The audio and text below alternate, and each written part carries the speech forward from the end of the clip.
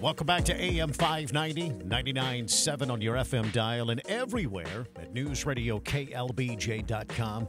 Let's give them the business. It's brought to you by Pinballs. That's Pinballs with the Z.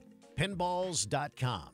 Attorneys for two major corporations argue the structure of the Federal Labor Agency is unconstitutional, as we hear from reporter Lisa Lacera. In a statement Monday before the hearing, the National Labor Relations Board's general counsel said it was nothing new for big companies to challenge the authority of the NLRB to enforce workers' rights. The Fifth U.S. Circuit Court of Appeals in New Orleans heard from attorneys from Elon Musk's SpaceX and Amazon. The companies filed suit after the Labor Board filed complaints against them in disputes about workers' rights and labor organizing. SpaceX sued the NLRB after it accused the company of unlawfully firing employees who wrote an open letter criticizing Musk and of creating the impression worker activities were being monitored. Amazon's suit is tied to the company's objections to a union election that took place in New York City in 2022. Lisa Lacera, Fox News. The incoming Trump administration will reportedly do away with hiring employees based on diversity, equity, and inclusion.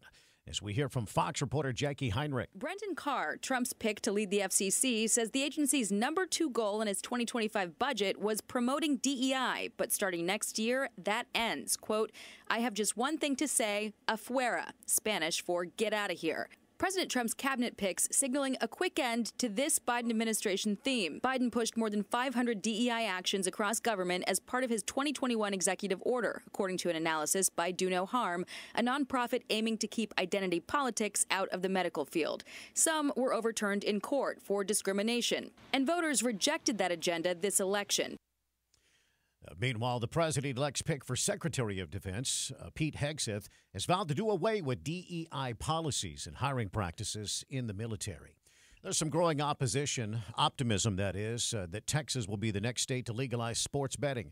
A former Secretary of State, John Scott, says the revenue that comes with wagering would be transformative. Pay down property taxes. Dedicate these funds towards schools. It's like developing a new oil field that puts out that kind of revenue, except it continues to grow. He's working with a group called the Sports Betting Alliance. They're backing by every major sports franchise in Texas, and expanding the state's gambling laws has long been an uphill battle here in Texas. People keep moving to Texas, and we're bringing our appliances and air conditioners with them. Last year, Governor Greg Abbott told the Public Utility Commission to study the potential impact of more nuclear power generation here in Texas. Nuclear is tremendous baseload power. I would also categorize natural gas as baseload power. We want more of each. Now, the commission has released a report this week which identifies 7 legislative priorities in the next session. The report says advanced nuclear reactors could improve grid reliability and create 148,000 jobs. It also says Texas should start its own outreach program and also work with colleges to train people to work in those reactors. Capital Metro's rush towards electrification of its buses has hit a major snag. Well, it did years ago when Proterra, one of the bus makers that Capital Metro contracted with, filed for bankruptcy. And now dozens of electric buses are just collecting dust in storage. Chief Operations Officer Anjo Skabowski says the company called Phoenix brought Proterra's buses following the bankruptcy, and, well, they're leading to more delays. We have been working with them, but we find it at times difficult to get the support that we need, both in parts and technical support. And so we feel that this 1-year period of time will give them the ability to kind of shore up their operation. On top of that, he says Austin just does not have the infrastructure yet to run and maintain those electric buses. So 46 of those buses will be kept out of operation for at least the next year, costing roughly $1 million apiece. It's 5:53. A beloved snack is facing some widespread recall for E. coli contamination. Here's reporter Lisa Brady. This is House Call for Health. A California producer of organic carrots is recalling some of its products because of concern about E. coli contamination. E. coli is a bacteria that can make you sick or, in rare cases, even lead to death. Grimway Farms has recalled select organic whole carrots and baby carrots in varying sizes and sold under multiple brand names, including Trader Joe's and Wegmans. The Centers for Disease Control and Prevention says the products may be associated with an E. coli bacteria contamination. The whole carrots were in stores from August through October. The baby cut and peeled carrots were sold from September through November.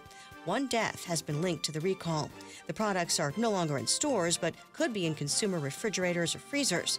Consumers should discard the products and contact Grimway Farms' website at grimway.com for more information. Or for more health news, go to foxnewshealth.com. House Call for Health. I'm Lisa Brady, Fox News. It is 5:54. Fox Rocks. I'm Monica DeLuca. Rod Stewart announces dates for his 2025 One Last Time North American Tour. The pop icon will hit the road with Cheap Trick for a 20-show run, scheduled to kick off in Austin, Texas in March. Rod Stewart will also perform in Philadelphia, Toronto, Nashville, and more. Earlier this year, the 79-year-old toured across Europe and Asia. The 40th anniversary Band-Aid Holiday Mix will feature performances from the various versions of Do They Know It's Christmas of 1984, 1989, 2004, and 2014. At Christmas time. But Ed Sheeran, who performed on the 2014 edition, has since said that his vocals are being used without his permission on the latest remix. Sheeran writing on Instagram, quote, "Had I had the choice, I would have respectfully declined the use of my vocals." That's Fox Rocks on Fox News. The Todd and Oz Show,